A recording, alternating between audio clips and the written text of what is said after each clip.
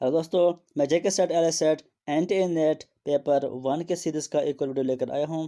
दोस्तों, आज का जो हमारा टॉपिक है वो है नंबर सीरीज़ कॉन्सेप्ट। यानी अब तक हम डिस्कस कर रहे थे अल्फ़ाबेटिक कोडिंग डिकोडिंग। उसके बाद हमने डिस्कस किया था नंबर कोडिंग सिस्टम। आज हमें डिस्कस करना है नंबर सीरीज़। यानी नंबर सीरीज़ का मतलब है कि जब सीरीज़ में नंबर्स दिए हुए होते हैं, हमें चूज़ करना होता है कि इसमें से कौन सा नंबर रॉन्ग है। या कभी क्वेश्चन ऐसा भी आता है कि लास्ट टर्म निकालिए या बीच में कोई टर्म मिसिंग होती है, वो हमें निकालनी होती है। इस तरह के क्वेश्चन को हम कहते हैं नंबर सीरीज़। दोस्तों, वीडियो शुरू करने से पहले आपको मैं बताऊं कि अब तक जो भी हमने टॉपिक्स डिस्कस किए हैं, अगर आप में से कोई नया है जिसने अभी तक वो वीडियोस नहीं देखे हैं, तो आप प्ले लिस्ट में जाइए। वहां पे आपको JK SET L SET NTA NET के नाम का जो लिस्ट मिलेगा, उसमें आपको वो सारे वीडियोस मिल जाएंगे। उसके अलावा उन यूनिट्स की पीडीएफ आपको टेलीग्राम चैनल पर मिल जाएगी, जिसकी लिंक मैंने डिस्क्रिप्शन में डाल दी है। आप उस ग्रुप को ज्वाइन कीजिए और वहाँ से पीडीएफ फाइल देख लीजिएगा। उसके अलावा अगर आप में से किसी को पेपर 2 एजुकेशन है, तो उसके वीडियोस आपको मिलेंगे प्ले लिस्ट में, जहाँ पे एजुकेशन पेपर 2 के नाम का एक लिस्ट है। तो चलिए हम आज का वीडियो शुरू करते हैं। नंबर सीरीज़ जो मैंने पहले ही कहा कि इसमें नंबर्स दिए हुए होते हैं, हमें या तो मिसिंग नंबर ढूंढना होता है या तो हमें इसका रॉन्ग नंबर आउट करना होता है कि कौन सा इस चीज़ में रॉन्ग नंबर होता है। दोस्तों, आपको मैं एक और बात बताऊं कि इस तरह के क्वेश्चन में आपको एक काम करना है कि आपको स्क्वायर्स ऑफ नंबर्स याद करने होते हैं, जो कि आपको क्वेश्चन सॉल्व करने में बहुत हेल्प करता है एग्ज़ाम के टाइम पर। और कुछ नंबर्स के क्यूब्स भी आपको याद करने होंगे। जितना आपको ये याद रहेगा, उतना आप क्वेश्चंस आसानी के साथ सॉल्व कर पाएंगे और क्वेश्चंस को सॉल्व करने में बहुत ज़्यादा हेल्प मिलेगी। जैसे कि आपको पता है कि 1 स्क्वायर होता है 1 के बराबर। इसी तरह से 2 का स्क्वायर होता है बराबर 4। इसी तरह से 3 का स्क्वायर होता है बराबर 9। इस तरह से 4 का स्क्वायर होता है बराबर 16। इसी तरह से अगर आपको कुछ नंबर्स के स्क्वायर्स याद होंगे, कम से कम ये जो स्क्वायर्स नंबर्स का, ये आपको 40 तक याद होना चाहिए। 40 तक अगर नहीं है तो मैं कहता हूँ कि कम से कम 30 नंबर्स के स्क्वायर्स आपको याद होने चाहिए। जितना आपको याद होगा इनमें से, उतना ही आप अच्छे से क्वेश्चन कर पाएंगे और फास्ट क्वेश्चन कर पाएंगे। इसके अलावा जो क्यूब होता है, क्यूब का मतलब कि ऐसा हम लिखते हैं 1 क्यूब इज इक्वल टू 1। इस तरह से हम लिखते हैं 2 क्यूब इज इक्वल टू 8। इस तरह से हम लिखते हैं 3 क्यूब इज इक्वल टू 27। इस तरह से क्यूब आपको याद होने, कम से कम 20 नंबर्स तक आपको क्यूब्स याद होने चाहिए। तो अब जिस कैंडिडेट को जितना याद होगा, वो उतना ही क्वेश्चन सॉल्व कर पाएगा और उतना ही फास्ट वो क्वेश्चन सॉल्व कर पाएगा। आप कोशिश कीजिए कि जितना आपको याद हो सके आप ट्राई कीजिए। ये याद भी रखना सिंपल है। अगर आप रिवीजन कर रहे हो, हर रोज़ रिवीजन कर रहे हो, क्वेश्चन सॉल्व कर रहे हो, प्रैक्टिस कर रहे हो, तो आपको सब कुछ याद हो जाएगा ऑटोमेटिकली। इसमें कोई बड़ी बात नहीं है। तो हम चलते हैं यहाँ पर पहले टाइप पर। पहला जो यहाँ पर नंबर सीरीज में पहला टाइप है, वो है questions based on addition and subtraction. पहले हम क्वेश्चन करेंगे एडिशन एंड सब्ट्रैक्शन। मतलब कि जो सीरीज यहाँ पर दी हुई होगी, वहाँ पर या तो हमें एडिशन करना है या तो सब्ट्रैक्शन करनी होगी, ताकि हमें जो नंबर्स यहाँ पर देखना होगा, चाहे वो रॉन्ग नंबर होगा या चाहे वो मिसिंग नंबर होगा, वो हम आसानी के साथ निकालेंगे। तो क्वेश्चन 1 जो यहाँ पर है, ये जो सीरीज यहाँ पर आप देख रहे हो, यहाँ पर 4 9 14 18 24 29, इसमें से हमको रॉन्ग नंबर फाइंड आउट करना है। आप ध्यान दीजिए और इसको सीख लीजिए। मैं आपको यहाँ पर सिखाऊंगा कि किस तरह से इस टाइप के क्वेश्चन सॉल्व किए जाते हैं। ये सीरीज हमें दी हुई है, तो हमको ये फाइंड आउट करना है कि इसमें से रॉन्ग नंबर कौन है। देखो, आपको क्या करना है, जब भी आप क्वेश्चन देखेंगे एग्जाम के टाइम पर आपके सामने रफ पेज होता है, तो आप कोशिश करते हैं, अक्सर स्टूडेंट्स ने देखा है कि वो पहले इस सीरीज़ को अपने रफ पर लिखते हैं और उसके बाद वो इसको सॉल्व करने की कोशिश करते हैं। लेकिन सबसे पहले आपको ये याद रखना है कि जो सीरीज़ वहाँ पर दी हुई है, चाहे कंप्यूटर स्क्रीन पर होगी, चाहे पेपर पर होती है, तो आपको इसे दोबारा लिखने की ज़रूरत नहीं है। आप इतना टाइम तो आप बचा सकते हो। सीरीज तो लिखी हुई, आप वहीं से इसका सबट्रैक्ट कीजिए। यानी आपको देखना है, ऐसे सीरीज है 4, 9, 14, 18, 24, 29। आपको क्या करना है, ये मैं यहाँ पर लिख रहा हूँ आपको समझाने के लिए। एग्ज़ाम के टाइम पर आप अपने राह पर दोबारा इसको नहीं लिखेंगे, आपको टाइम वेस्ट नहीं करना है। तो सबसे पहले आपको, आपके पास जो सीरीज़ है, आपको इसका डिफरेंस देखना है। अगर नंबर इंक्रीज़ हो रहे हैं लेकिन रेंज इनका कम है, बहुत कम इनमें इंक्रीज़ हो रहा है, तो आप समझ लेंगे कि इसमें एडिशन हो रहा है। तो इसको चेक करने के लिए आपको सब्ट्रैक्शन करनी है और आपको देखना है कि इन दो के बीच में क्या डिफरेंस है। मैं आपको यहाँ पर दिखाता हूँ। यानी आप देख रहे हैं, आप यहाँ पर देख लो कि ये जो 4 और 9 है, इनके बीच में क्या डिफरेंस है, इनके बीच में डिफरेंस है यानी +5। जब हम 4 को 5 ऐड करते हैं तब बन जाता है 9। अब हम यहाँ पर चेक करते हैं कि यहाँ पर क्या डिफरेंस है। अगर आप 14 में से 9 को सब्ट्रैक्ट करेंगे तो वहाँ पर भी आएगा 5, यानी अगर आप 9 को 5 ऐड करेंगे तो वो भी बन जाता है 14। तो यहाँ पर हम चेक करते हैं, तो यहाँ इन दो में हमको ये पता चला कि 5 ऐड करने से नंबर सीरीज बन जाती है। तो पहले यहाँ पर भी चेक करते हैं, 14 को अगर हम 5 ऐड करते हैं तो वो बन जाता है 19, लेकिन यहाँ पर 18 है। तो यहाँ पर हमको पता चला कि यहाँ पर सिर्फ 4 ऐड हो रहा है, यहाँ पर 5 ऐड नहीं हो रहा है, जो ये नंबर है 18। उसके बाद जो यहाँ पर 24 है, तो 24 और 8 के बीच में क्या डिफरेंस है, इसको भी देखते हैं। इनके बीच में 6 डिफरेंस है, तो यहाँ पर भी सीरीज गलत है। अब हम यहाँ पर देखते हैं, यहाँ पर क्या है, 24 और 29, 24 और 29, यहाँ पर भी 5 है। तो आप देख रहे हो कि यहाँ तक सीरीज तो सेम चल रही थी, 5, लास्ट में भी 5, सिर्फ बीच में जो एक नंबर है 18, यहाँ पर सीरीज गड़बड़ हो गई है। जब यहाँ पर सीरीज गड़बड़ हो गई है तो उसके बाद जो नंबर आएगा तो वहाँ पर भी सीरीज गड़बड़ हो ही जाएगी। तो अब आप समझ गए कि अगर यहाँ पर भी 5 ऐड करना होता अकॉर्डिंग टू सीरीज, तो यहाँ पर कौन सा नंबर आएगा उस हिसाब से। यानी अगर हम 4 को 5 ऐड करते हैं तो बन जाता है 9, 9 को जब हम 5 ऐड करते हैं तो बन जाता है 14। अब अगर हम 14 को भी 5 ही सेम ऐड करते ताकि ये सीरीज कंटिन्यू सेम चलती, तो 14 को जब आप 5 ऐड करते तो वो बन जाता 19। अगर यहाँ पर 19 होता, उसके बाद हम देखते हैं कि क्या आगे सीरीज ठीक चलती उसके ज़रिए। अगर 19 को आप और 5 ऐड करेंगे तो वो बन जाता है 24, तो सेम सीरीज बन जाते हैं। तो इसका मतलब यही है कि अगर हम 18 के बदले 19 लिखते हैं तो एक तो हमारी ये जो सीक्वेंस है 5 ऐड हो रहा है ये सेम हो रहा है, और दूसरा जो हमारा ये ऊपर वाली सीरीज है ये भी ठीक बन जाती है। 24 को और 5 ऐड कर दो तो वो बन जाता है 29। इसका मतलब यही है कि यहाँ पर जो ये 18 है ये रॉन्ग है।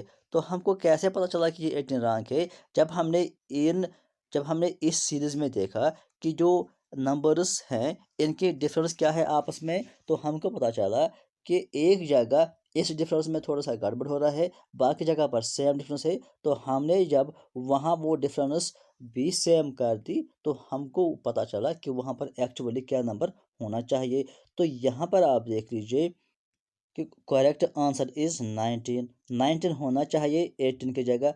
यानी हमको यहाँ पर देखना था कि रॉन्ग टर्म कौन है, रॉन्ग 18 है, इसको हमें फाइंड आउट करना था, तो वो हमने किया है। उसके बाद हम चलते हैं नेक्स्ट क्वेश्चन पर। इस तरह से क्वेश्चन होगा, यहाँ पर भी हमें रॉन्ग टर्म ढूंढनी है, लेकिन यहाँ पर क्या है, ये क्वेश्चन बेस्ड है मल्टीप्लिकेशन और डिवीजन। यानी ऐसे भी क्वेश्चन आते हैं जो बेस्ड होते हैं मल्टीप्लिकेशन और डिवीजन पर। कभी कभी मल्टीप्लिकेशन होता है, कभी डिवीजन होता है, और किसी टाइम पे दोनों होते हैं, मल्टीप्लिकेशन भी होता है डिवीजन भी होता है। वो सीरीज़ पे डिपेंड करता है कि सीरीज़ किस टाइप की है। तो यहाँ पर हमें देखना है कि रॉन्ग टर्म कौन से है। तो यहाँ पर जो हम देखेंगे सीरीज़, ये हमारे पास सीरीज़ है 10, 5, 20, 15, 40, 20, 80। तो अगर हम देखेंगे कि 10 से हमें चलना है 5 पर, 10 से किस तरह हम चलेंगे 5 पर, तो यहाँ पर आप कॉमन सेंस अगर यूज़ करेंगे, 10 को हम क्या ऐड करेंगे, तो वो बन जाएगा 5, ऐड कुछ नहीं करेंगे। हम सोच सकते हैं कि 10 को हम 5 सब्ट्रैक्ट करेंगे, लेकिन अगर हम 10 को 5 सब्ट्रैक्ट करेंगे वो 5 बन जाता है यहाँ पर, तो ठीक है। लेकिन उसके बाद जो 5 से हमें 20 पर जाना है, तो यहाँ पर क्या सब्ट्रैक्ट हम कर पाएंगे? नहीं, तो ये सीरीज यहाँ पर गलत होती है, तो हम यहाँ पर सब्ट्रैक्ट नहीं कर सकते। तो अब हमें दूसरा चीज़ देखना है कि 10 से अगर हम 5 पर चलना है तो किस तरह से चलेंगे। तो अब हम 10 को डिवाइड करेंगे, तो 10 को क्या नंबर हम डिवाइड करेंगे तो वो 5 बन जाता है। 10 को जब हम 2 डिवाइड करेंगे तो वो 5 बन जाता है, तो बन गया वो 5। अब हमें 5 से 20 पर चलना है। डिवाइड तो यहाँ पर नहीं कर सकते हैं और ऐड भी नहीं कर सकते हैं, क्योंकि रेंज बहुत ज़्यादा है। 5 से 20 यानी ये बहुत ज़्यादा इसका इंक्रीज हो रहा है, तो यहाँ पर मल्टीप्लिकेशन होना ज़रूरी है। पहले भी मैंने कहा आपसे कि अगर रेंज कम है, यानी नंबर्स के बीच में जो गैप है वो कम है, तो आप समझ सकते हो कि या तो वहाँ पर ऐड है या तो सब्ट्रैक्शन है। लेकिन अगर गैप बहुत ज़्यादा है, नंबर्स के बीच में डिफरेंस बहुत ज़्यादा है, तो आपको ये गेस करना है कि यहाँ पे मल्टीप्लिकेशन या डिवीजन हो रहा है। तो यहाँ पर भी 5 और 20 इनके बीच में बहुत ज़्यादा गैप है, 3 गुना 4 गुना गैप है, तो यहाँ पर हम समझ लेंगे तो ऐड से काम नहीं चलेगा, यहाँ पर मल्टीप्लिकेशन होगा ही होगा। तो 5 को क्या हम मल्टीप्लाई करेंगे तो वो बन जाएगा 20। 5 को 4 जब मल्टीप्लाई करेंगे तो वो बन जाएगा 20। तो इतना तो सेम आ गया। तो यहाँ हमने देखा कि पहले हमने डिवाइड कर दिया 2, उसके बाद मल्टीप्लाई कर दिया 4। अब हमें ये आगे भी चेक करना है सीरीज में कि अगर हम सेम ऐसा ही करेंगे तो क्या ये पैटर्न सेम फॉलो हो जाता है या नहीं हो जाता है। तो हमें 20 के बाद जो नंबर है वो 15 दिया हुआ है। सीरीज के हिसाब से हमने पहले डिवाइड किया था 2, उसके बाद मल्टीप्लाई किया था 4। अब हमें फिर से डिवाइड करना है 2, तभी सीरीज ठीक बन जाती है। तो अगर हम 20 को डिवाइड करेंगे 2, क्या वो 15 बन जाता है? नहीं। 20 को अगर हम डिवाइड करेंगे 2 तो वो बन जाता है 10। लेकिन यहाँ पर क्या लिखा है? यहाँ पर लिखा है 15। अब हमें और भी चेक करना है कि अगर यहाँ पर 15 ही होता सीक्वेंस के हिसाब से, जब हमने 20 को डिवाइड कर दिया 2 या कुछ और सीक्वेंस हम मान लेते हैं, तो 15 अगर यहाँ पर आंसर है तो 15 को हम क्या हम मल्टीप्लाई करेंगे वो बन जाएगा 40। यहाँ पर भी रॉन्ग सीरीज है। अब हम 40 से आगे पहले चेक करेंगे, उसके बाद हम डिसाइड कर लेंगे कि क्या सीरीज हो सकती है। 40 से हमें चलना है 20 पर। यहाँ पर भी सेम हमें पता चलता है कि हमें जब 40 को हम डिवाइड करेंगे 2 तो 20 आसानी के साथ बन जाता है। उसके बाद हमें चलना है 20 से 80 तक। कैसे चलेंगे? 20 को आप मल्टीप्लाई कर दीजिए 4 तो वो बन जाता है 80। तो यहाँ पर भी आपको पता चला कि पहले जो हमने सीक्वेंस यहाँ पर देखी थी कि पहले डिवाइड करना है 2, उसके बाद मल्टीप्लाई करना है 4, तो फिर बीच में गड़बड़ हो गया था यहाँ पर। उसके बाद जो लास्ट है वहाँ पर फिर से हमने डिवाइड किया 2, उसके बाद 4 मल्टीप्लाई किया। तो हमको यहाँ पे थोड़ा सा लग रहा है कि सीक्वेंस में ऐसा ही सीक्वेंस होनी चाहिए कि जहाँ पर पहले डिवाइड 2, उसके बाद 4 मल्टीप्लाई, उसके बाद फिर से डिवाइड 2, उसके बाद फिर से मल्टीप्लाई 4। लेकिन बीच में यहाँ पर गड़बड़ हो गया था। क्यों गड़बड़ हो गया था? हमें पहले ही क्वेश्चन में बताया गया है कि इसमें एक जगह नंबर गलत है, यानी रॉन्ग नंबर है, उसको हमें फाइंड आउट करना है। तो हमको ये यहाँ पर पता चला कि बीच में ही गड़बड़ हो गया, तो यहाँ पर भी नंबर गलत हो सकता है। अब हम सीक्वेंस यूज़ करेंगे, जो हमें पता चला कि इसमें कौन सी सीक्वेंस है। इसमें सीक्वेंस यूज़ हो रही है पहले डिवाइड 2, उसके बाद मल्टीप्लाई 4। तो यहाँ पर हम 20 तक तो हम पहुँच गए थे। अब हमें 20 को डिवाइड 2 करना है, तो आंसर क्या आ जाएगा? आंसर आ जाएगा 10, जो कि यहाँ पर लिखा हुआ है। अब यही आंसर आएगा। 15 तो अब नहीं आएगा। अब हम क्या करेंगे कि अगर हम 10 को मल्टीप्लाई करेंगे 4, क्योंकि सीक्वेंस के सबसे डिवाइड के बाद मल्टीप्लाई करना है। 10 को आप मल्टीप्लाई कीजिए 4 तो वो बन जाता है 40। तो सीक्वेंस भी मैच हो रही है, सेम है यहाँ पर भी, तो ये भी हमें मैच हो गया यहाँ पर। अब हमें 40 को अगर डिवाइड करेंगे 2 तो वो बन जाता है 20, ये भी मैच हो रहा है, सीक्वेंस तो मैच हो गई है। 20 जब बन गया, 20 को मल्टीप्लाई किया 4, वो बन जाएगा 80। 80 लास्ट टर्म है। तो यहाँ पर हमने देखा कि जो रॉन्ग टर्म था वो 15 था, 15 की जगह होना था 10। तो अब जो हमने सीक्वेंस ठीक कर दी, तो उसके बाद जो हमने चेक किया तो हमें देखा कि सीक्वेंस अब ठीक चल रही है, या ये नंबर्स भी बराबर आ रहे हैं और ये जो सीक्वेंस है ये भी बराबर आ रहे हैं। पहले डिवाइड 2, उसके बाद मल्टीप्लाई 4, फिर डिवाइड 2, फिर मल्टीप्लाई 4। उसके बाद हम नेक्स्ट क्वेश्चन पर चलते हैं और यहाँ पर एक और पैटर्न हम सीखते हैं। ये जो यहाँ पर राउंड टर्म्स है बेस्ड ऑन स्क्वायर्स। अभी मैंने आपसे कहा था पहले ही स्टार्टिंग में कि आपको स्क्वायर्स और क्यूब्स याद होना चाहिए, उससे आपको क्वेश्चन सॉल्व करने में आसानी हो जाती है। तो यहाँ पर हम चलते हैं इस सीक्वेंस पर और हम देखते हैं कि कौन कौन सा क्वेश्चन यहाँ पर है। पहला नंबर यहाँ पर 8 है, उसके बाद 27 है, फिर 125 है, फिर 512। तो यहाँ पर अगर आपको पहले से ही स्क्वायर्स और क्यूब्स याद है तो आपको ये पैटर्न देखकर ही पता चलेगा कि ये जो सारे नंबर्स हैं ये किसी न किसी के क्यूब बन जाते हैं। ये जो 8 है, 8 आता है, ये 2 का क्यूब आता है। उसके बाद ये जो 27 है ये आता है 3 का क्यूब। उसके बाद ये जो 125 ये आता है 5 का क्यूब। उसके बाद ये जो 512 है ये आता है 8 का क्यूब। अगर आपको क्यूब याद है तभी आप ये क्वेश्चन फास्ट सॉल्व कर पाएंगे। अगर क्यूब्स याद नहीं है तो आपको बहुत टाइम इसको सॉल्व करने में लग जाएगा। उसके बाद 1331 जो ये नंबर है ये 11 का क्यूब है। उसके बाद जो नंबर है 2197 ये 13 का क्यूब है। तो ये हमें पता चला कि सीरीज में ऐसे नंबर्स यूज़ किए गए हैं। अब हमें देखना है कि इनमें से रॉन्ग टर्म कौन हो सकती है। तो अगर आप गौर करेंगे 2 के बाद 3 आता है, 3 के बाद 4 आता है सीक्वेंस के हिसाब से, लेकिन यहाँ पर 4 नहीं है। तो 4 के बाद यहाँ पर 5 है, 5 के बाद 6 भी यहाँ पर नहीं है, 7 भी यहाँ। तो यहाँ हमें ये पता चला कि क्यूब तो नंबर्स के हैं लेकिन ये सारे नंबर्स के क्यूब नहीं है, बीच बीच में कुछ नंबर्स मिसिंग है। तो अब हमें ये देखना है कि इसमें कौन सा पैटर्न या क्या रीज़न है इसमें कि इस तरह के नंबर्स यूज़ किए गए हैं। हमारे पास एक और कॉन्सेप्ट है मैथमेटिक्स में जिसको हम कहते हैं प्राइम नंबर्स।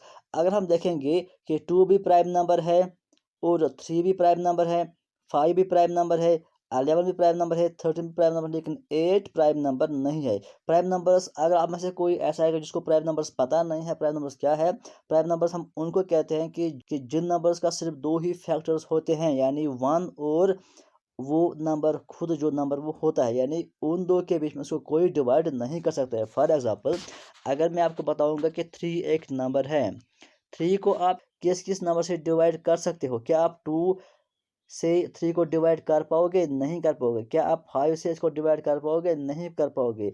अगर हमारे पास 4 होता, इसको हम 2 से भी डिवाइड करते हैं, 2 2s आर 4, 2 के टेबल में भी 4 आता है, यानी कि 2 भी इसको डिवाइड करता है। और 4 के टेबल में भी ये आता है, 4 1s आर 4। इस तरह से 1 के टेबल में भी आता है, 1 4s आर 4। तो यहाँ पर अगर हम देखेंगे 1 के टेबल में भी 4 आता है, 2 के टेबल में भी 4 आता है, 4 के टेबल में भी 4 आता है। तो ये इसके फैक्टर्स यानी ये इसको डिवाइड करते हैं तो ये प्राइम नंबर नहीं बनता है। इसके 3 फैक्टर्स आ गए। तो जो नंबर ऐसा होता है जिसको सिर्फ 2 ही फैक्टर्स आते हैं, यानी जो सिर्फ 2 के टेबल में आता है, 3 सिर्फ 1 के टेबल में आएगा, 1 3s आर 3, यानी कि 1 के टेबल में अगर आप 1 का टेबल लिखेंगे तो उसमें 3 आएगा, 2 का टेबल लिखेंगे तो 2 के टेबल में 3 नहीं आएगा। तो 3 का टेबल लिख लीजिए, 3 के टेबल में 3 आता है, 3 1s आर 3। तो 3 के टेबल में, 4 के टेबल में 3 नहीं आएगा। उसके बाद जो 4 से आगे जो भी नंबर्स हैं उनके टेबल में 3 नहीं आएगा। तो हमने देखा कि 3 जो ऐसा नंबर है ये सिर्फ 2 के टेबल में, 2 टेबल्स में आता है, एक 1 और दूसरा 3। तो ये बन गया प्राइम नंबर। इस तरह से 5 भी एक नंबर है, इसको भी, ये 5 भी सिर्फ 2 टेबल्स में आता है, एक 5 भी एक 1 के टेबल में आएगा और 5th के टेबल में भी आएगा, बाकी किसी के टेबल में 5 नहीं आता है। तो इसी तरह के नंबर्स जो सिर्फ 2 टेबल्स में आते हैं, एक 1 के टेबल में और दूसरा खुद उस नंबर जो नंबर होता है उसके टेबल में आता है, तो 2 ही फैक्टर्स उसके होते हैं, तो उसको हम कहते हैं प्राइम नंबर्स। तो यहाँ हमने देखा कि 2 भी प्राइम नंबर है, 3 भी प्राइम नंबर है, 5 भी प्राइम नंबर है, 11 भी प्राइम नंबर है, 13 भी प्राइम नंबर है, लेकिन 8 प्राइम नंबर नहीं है। तो हमने देखा कि यहाँ पर जो सीक्वेंस यूज़ की गई थी ये क्यूब्स थे, लेकिन क्यूब्स ये थे सिर्फ प्राइम नंबर्स के। एक नंबर यहाँ पर गलत यूज़ किया गया था जो कि प्राइम नंबर नहीं था, जो कि कंपोजिट नंबर था 8। तो इसकी जगह भी प्राइम नंबर ही होना चाहिए। तो 5 के बाद कौन सा प्राइम नंबर आता है, पहले हमें ये चेक करना है। 5 के बाद आता है 7 जो कि प्राइम नंबर है, और 7 के बाद आता है प्राइम नंबर 11। तो 8 की जगह 7 होना चाहिए। तो अगर हम देखेंगे कि 7 जो नंबर है इसका क्यूब क्या हो सकता है, 343। 7 का क्यूब बन जाता है 343। तो 8 का क्यूब जो यहाँ पर था वो ये था। तो 512 यहाँ पर रॉन्ग नंबर हो जाएगा, इसके जगह आएगा 343। तो ये यहाँ पर रॉन्ग नंबर था।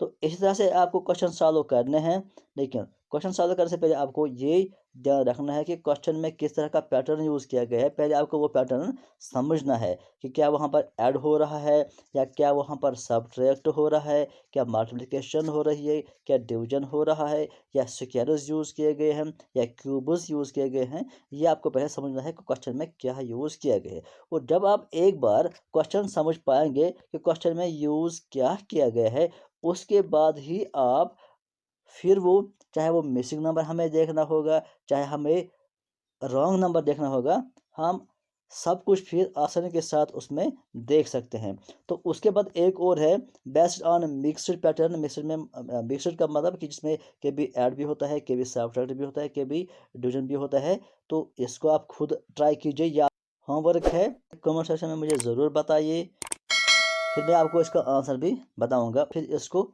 सॉल्व भी करूंगा। तो आज के इस वीडियो में फिलहाल इतना ही। Thank you.